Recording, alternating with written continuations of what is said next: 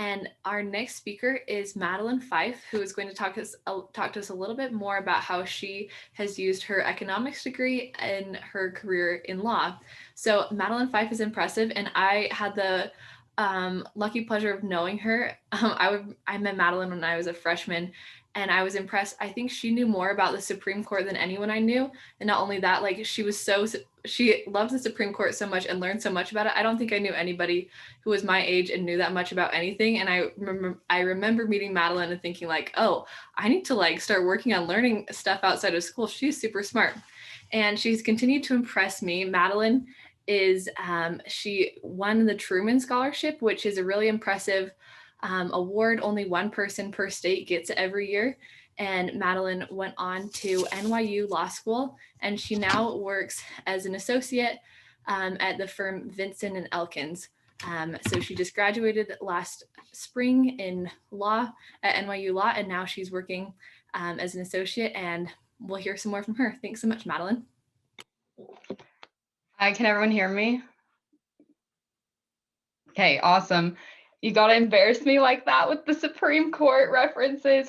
Have to say that is largely useless information in my job now, but the Supreme Court is fascinating and can recommend spending some time just like pursuing those academic interests as they crop up in undergrad.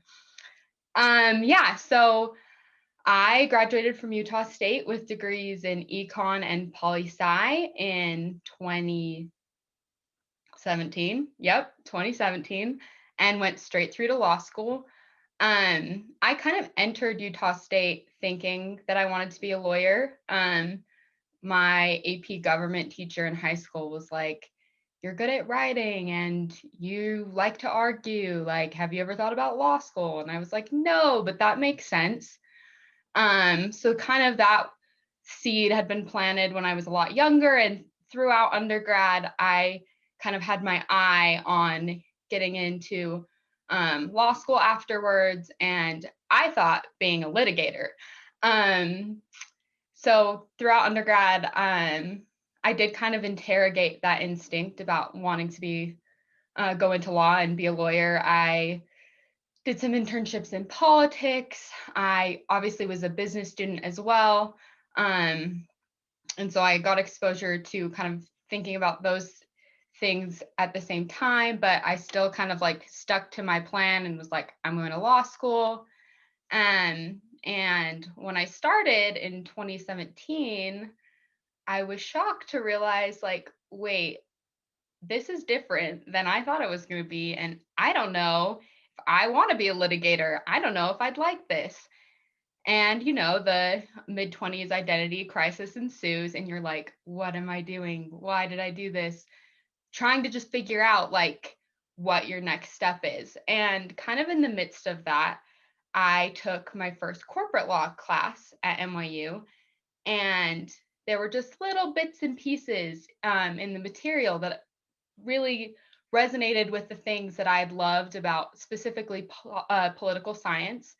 In poli-sci, you think a lot about institutions and incentives, which obviously crop up a lot in econ, and like, how do we structure things so that people make good decisions, right? How do we make sure that parties play by the rules? Some of those themes I started to notice were cropping up in corporate law.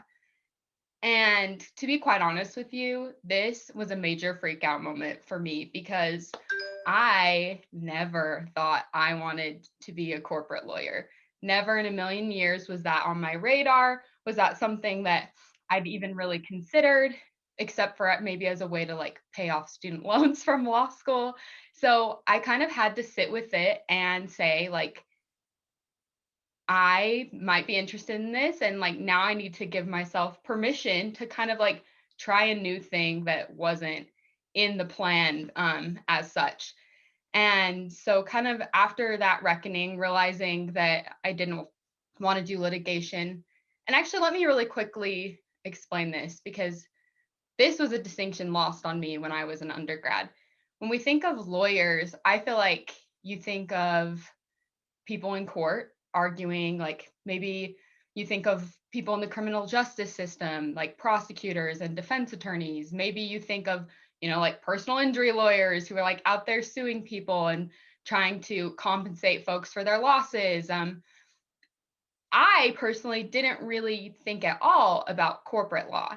And what corporate lawyers do on a day-to-day basis is basically whatever the client needs, which is a vague explanation. And probably a frustrating one, but trust me, you also don't want me to get into the minutia of what we do for our clients every day. Um, in my practice specifically, we're focused on mergers and acquisitions transactions. So one company wants to buy another or acquire some of their assets. There's a lot of contracts. There's a lot of due diligence. There are a lot of ancillary agreements, things that need to get done to make sure that, both parties who want to reach a deal can agree and can move forward and have a productive relationship. I also do a lot of capital markets work. So those of you who are familiar with like the IPO process and some of the regulatory requirements that surround publicly traded companies. I'm sure you're all stock market experts after GameStop. So you know what I'm talking about. You know about the stock market. We do a lot of work with public companies as well to make sure that they're compliant with the SEC and that they're making good strategic decisions about when do I go public? Maybe we should go private. Should we do a debt or an equity offering? Things like that. So corporate law is a lot more diverse than I ever thought it was, from the little I knew kind of going into law school. And the best part for me, at least, is that to an extent, it's really not adversarial. Like I said earlier, you're trying to agree. You're trying to reach across the table to the other side and figure out, like, how do we get a deal done? How do we make this good thing for the clients happen?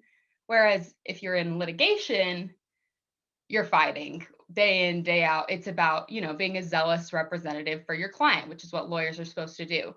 And I didn't want to do that every day. And I did kind of think maybe I could jive with some of the work that goes with corporate law. So after my second year of law school, I did a summer associate position at Vincent and Elkins, where I work now, and got a taste for what the work was like and was like, okay, like, not only do I think this work is interesting, but more importantly, these people are really cool. They're intense, they're smart, they're brilliant, and they're nice. Like, that was important to me. I think you kind of hear a little bit about like sharp elbows in especially New York with law, finance, kind of those industries. And I was really comforted to see that the firm I'm at was very collegial, was a positive working environment, and not, too competitive or, aggressive. Those were things that I definitely valued a lot, because I don't know if I will be moving on to a partner position or if I'll pivot in a few years. Like, I'm also giving myself kind of the space to like see how this goes and see how I grow and then like make my next decision. I think there's a lot of pressure on young folks to kind of have a plan and know like what you want out of your career and have a dream career. And I kind of thought I did have one, and then my own experiences pushed back on that concept, and I kind of had to pivot. And while it was frustrating and there were definitely moments of uncertainty, I just think that if you just take a chance on things, sometimes they surprise you, and sometimes you find like, I like this and I don't know how long I'll do it, but I'm going to do it until I don't like it and I'm not growing, I'm not learning, and there's nothing in this for me anymore. I think I'm about out of time, and I don't know. That's kind of where I'm coming from. I'm happy to answer a few questions, but there's my not so smooth but kind of smooth journey to where I am right now.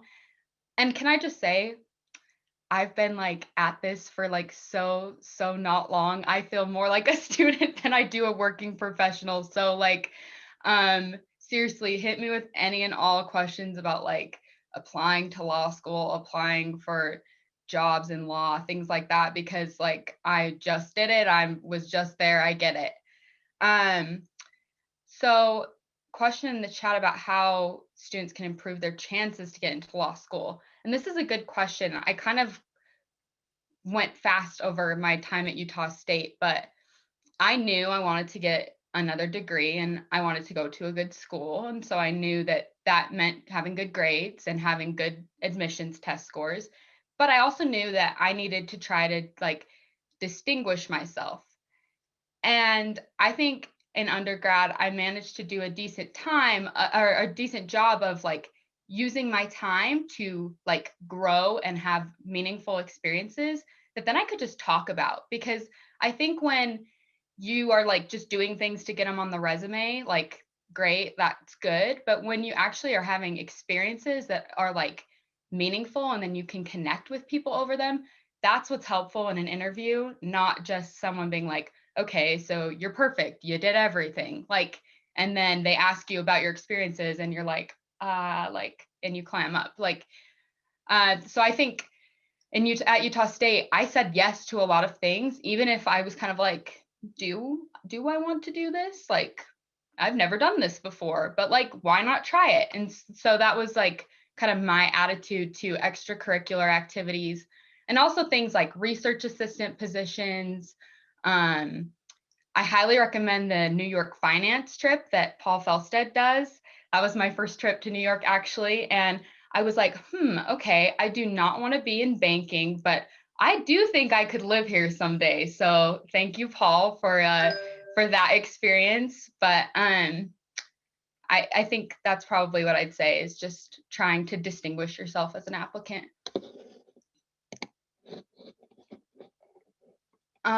Studying for the LSAT. Yeah, not fun, but compared to the bar exam, honestly, like not a big deal. The bar exam was infinitely more distressing. I probably studied for 6 months. I took it twice. I wanted to raise my score a little bit. And so I think, yeah, I spent 3 months leading up to the first time and then 3 months for the second time. But it wasn't like a full-time gig. I was always like in school or I had an internship during the summer when I took it. So they do have good LSAT prep classes. And come to find out when I got to NYU, that's how a lot of my colleagues had prepared is they'd like paid to take a class, which is expensive. But if that option is available to you, it seems to be a pretty successful one. And that's a great answer. And we had one more. We had a hand raised at some point. I think it was Okay. Richard. Did you still have a question? Yeah, it was kind of answered just because I guess my question was being from Utah State as an undergrad, I think we might fly under the radar a little bit when it comes to law, especially due to the fact we don't have a law school. And when it comes to like gaining attention from like, say, big law firms from DC, New York, or California, how, like you mentioned, the importance of kind of distinguishing yourself in Yeah. experiences. But I don't know if you had anything more to add to that. I think I got a gist of what you said though. I will add, I guess, just one thing, and that's that. Sorry, stuff is like chiming. That is so annoying. I don't know how to mute it. Um, um, like law is law is interesting because if you know where you want to like practice, you should go to school there. Like if you know you want to be a Utah lawyer, like go to the U, go to BYU, great schools like with deep roots in our bars and stuff. And so like you should go there. I wanted to go to NYU because I wanted a degree that was, I think, more like nationally I'd have some options, right? I could use it to maybe practice in a variety of different jurisdictions and get a job. I also didn't mention like um kind of the way the hiring process works. some of the like higher ranked law schools in the United States get recruited heavily by what are called big law firms. They're like full service law firms that if a client has a need, you go there, like they've got a partner that is an expert. And so getting a job wasn't as difficult coming from NYU. I'd say as an Aggie, the hurdle is getting into like the type of school that will help you get the job. And again, I think it was just a combination of grades, test score, and like trying to be a like memorable candidate that helped me. But you definitely don't need to do that. If you want to work and live in Texas, like take the Texas bar, go to a school in Texas. It doesn't need to always be like, you know, a top law school or whatever. Yeah, and sorry, just a quick follow-up question with that. Say if, you know, it makes sense you'd want to study in a school where you're going to have to take the bar exam in, but what about international kind of law trades? Yeah, international law programs, there are like, I mean, I don't know how much stock I put in rankings, but like schools that have like kind of an emphasis in international law, like there are resources online that would tell you kind of like what are the best schools to go to for international law. Unfortunately, it's not something I know a lot about. I can say though that I do a lot of international deal work and I have no background in international law from law school. Like law school kind of helps you develop the frame of mind and like basic legal skills and thinking and analysis, but like you learn how to be a lawyer in your first job. And you know, I've had deals that have involved clients in places as far flung as Saudi Arabia and New Zealand. So it's not necessarily that you need to like emphasize like a certain type of law when you are choosing a law school. Awesome. Thank you so much. And thank you for answering those questions. It's cool to get that perspective. And if you guys have more questions for Madelyn, feel free to drop her an email. Her email address is there in the chat.